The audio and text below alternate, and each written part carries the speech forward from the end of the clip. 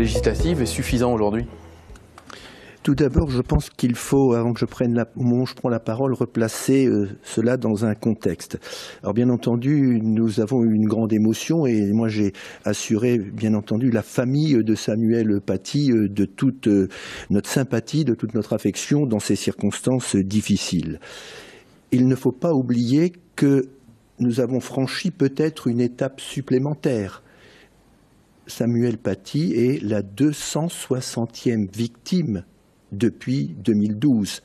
Quand en 2012, Mohamed Merah assassine 2 militaires et 4 personnes juives, on dit qu'un cap a été franchi. En 2015, les frères Kouachi massacrent la rédaction de Charlie Hebdo, un cap indépassable a été franchi. Puis le lendemain, Koulibaly assassine une policière, un cap décisif a été franchi. En juin 2015, Yassine Sali scie la tête de son employeur. Un cap sans retour a été franchi. Le 13 novembre 2015, les massacres du Bataclan et aux abords du Stade de France font 131 morts. Non, mais ça veut dire quoi? Ça veut dire qu'on n'a pas agi. Mais je veux vous dire qu'à chaque fois, un cap a été franchi, un cap décisif, nous sommes sans retour, ce n'est plus possible. Or, Napoléon le disait, les actes valent mieux que les mots. Voilà, je crois qu'il faut que nous ayons bien conscience, mais ça, Madame Hausson l'a bien dit, comment cette sorte de désarroi qui a saisi ses collègues à l'Assemblée devant l'annonce d'une telle nouvelle. Prenons conscience, n'isolons pas. Il ne faut pas que la décapitation de Samuel Paty soit l'arbre qui cache la forêt islamiste. Il faut être conscient de cela.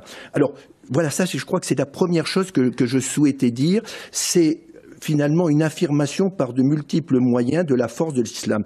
Et ici, je voudrais dire que je sais, nous savons faire la différence entre les musulmans et entre nos compatriotes musulmans qui vivent leur foi dans la sphère privée et dans le respect de la laïcité, puisque la laïcité, c'est bien avoir sa liberté de conscience, sa liberté dans la sphère privée et ne pas l'exprimer sur la place publique. Alors, vous me posez les questions des solutions, mais les solutions, nous les proposons, nous les avons déjà proposées. C'est petit 1, la restauration de l'État.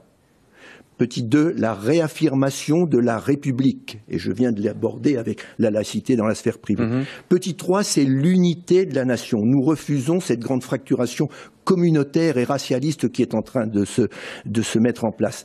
Le 4e, c'est l'arrêt de l'immigration. Et cela passe bien entendu par la fin du clientélisme d'un certain nombre d'élus politiques, et on pourrait en parler ici en métropole lilloise, et l'arrêt du laxisme, le 2 poids, le 2 mesures que l'on voit sans cesse. Mais donc ça veut dire que le cadre aujourd'hui qui existe n'est pas appliqué selon vous? Mais oui, le cadre, je rejoins tout à fait ce qu'a dit Madame Wülsteker, il n'y a pas besoin d'inflation législative. Le cadre, il est là, il suffit que les lois soient appliquées. Dans la vie politique. On ne va pas me reprocher les propos de M. Darmanin. Non, mais je vais vous reprocher les vôtres. Je vais vous reprocher les vôtres parce que vous avez proposé, vous venez de proposer, M. Emery, vous avez fait un lien entre l'immigration et ce qui est le drame que nous avons connu. Je ne pense pas que ce soit nécessaire dans la période que nous vivons. Je ne crois pas que ce soit nécessaire. Il est évident qu'il y a un lien entre l'immigration massive qui a amené au communautarisme et que ce communautarisme est le terreau de l'islamisme. Ensuite, par rapport aux propos qui ont été tenus, vous avez remarqué que j'ai commencé une énumération. Je ne fais pas de tri entre les victimes, entre Victorine qui est décédée, entre Samuel Paty, entre les enfants de l'école juive assassinés par Mohamed Merah. Je ne fais pas de tri entre les victimes. Toutes les vies se valent.